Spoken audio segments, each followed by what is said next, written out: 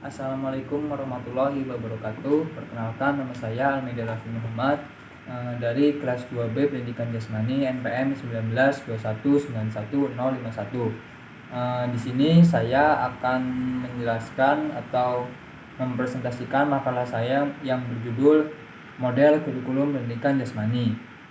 Yang pertama yaitu Model Development Education dan Movement Education. Pada model development education yaitu pendidikan pengembangan. Pada model development education ini menempatkan anak sebagai pusat pertimbangan kurikulum. Pembuat kurikulum membuat program pembelajaran sesuai dengan tingkat perkembangan anak didiknya pada saat modern ini atau pada saat zaman ini.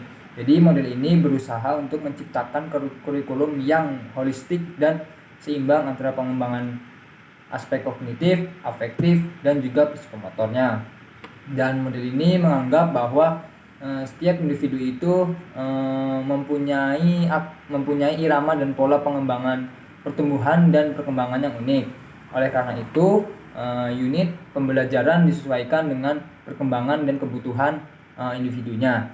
Yang kedua yaitu model movement education, atau bisa disebut dengan pendidikan gerak. Salah satu model pendidikan implementasi model movement education ini yaitu program pendidikan jasmani yang lebih menekankan pada penguasaan gerak anak, dan tujuannya yaitu yang pertama yaitu dapat bergerak secara terampil, dapat menunjukkan aneka ragam gerak secara efisiensi dan efektif pada situasi yang terencana maupun tidak terencana. Yang kedua itu lebih menyadari akan arti dari rasa dari gerak itu sendiri serta menyenanginya untuk baik sebagai pelaku maupun penonton. Yang ketiga yaitu meningkatkan pengetahuan dan menerapkan pengetahuan tentang gerak manusia.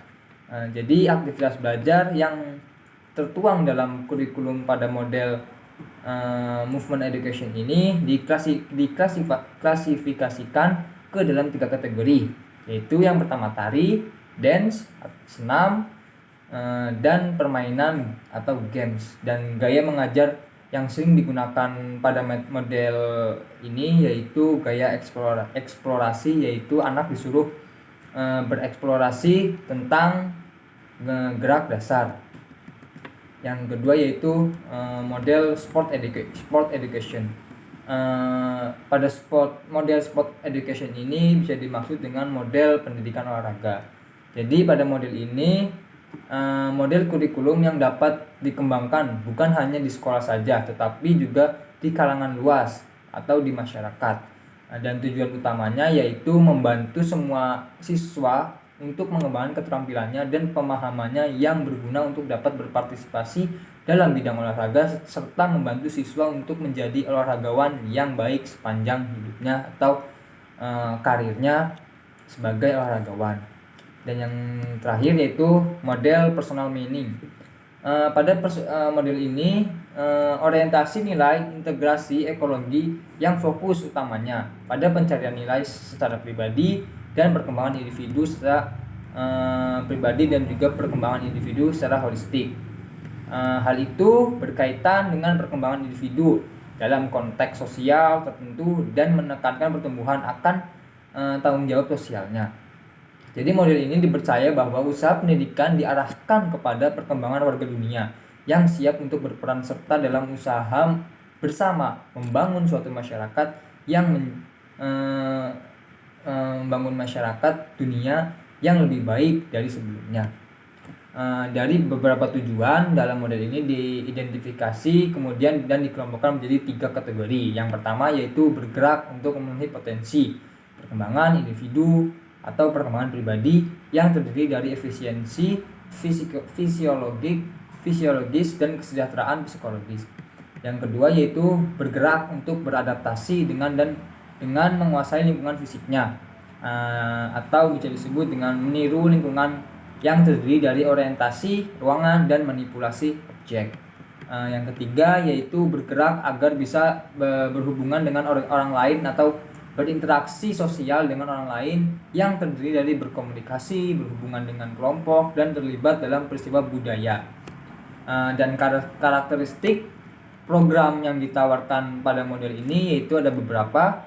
Yang pertama yaitu menitik beratkan pada pencarian pribadi terhadap suatu arti dari olahraga. Yang kedua itu keterampilan proses merupakan isi penting. Yang ketiga, belajar dalam konteks sosial atau berkerumun atau bersosialisasi. Yang keempat yaitu menekankan pada bakat individu, kemampuan kreatif dan kepuasan serta tujuan untuk jenjang panjang. Dan mungkin hanya itu yang dapat saya sampaikan, dan saya menyimpulkan bahwa ketiga model kurikulum ini memiliki kelebihan dan kekurangannya. Kelebihan dan kekurangan setiap model serta karakteristiknya setiap model itu perlu dicermati dan dipelajari agar perencanaan dan pembuatan kurikulum berhati-hati dalam menentukan yang didasarkan atas tren pendidikan yang sedang berkembang. Jadi pilihan dan pembuatan kurikulum harus didasarkan pada tren yang sedang berkembang pada masa ini, baik dari kebijakan, kondisi masyarakat, minat dan kebutuhan peserta didik, dan biaya serta ketersediaan sumber daya manusianya. Cukup sekian yang dapat saya sampaikan, kurang lebihnya mohon maaf. Wabillahi taufik wal hidayah. Wassalamualaikum warahmatullahi wabarakatuh.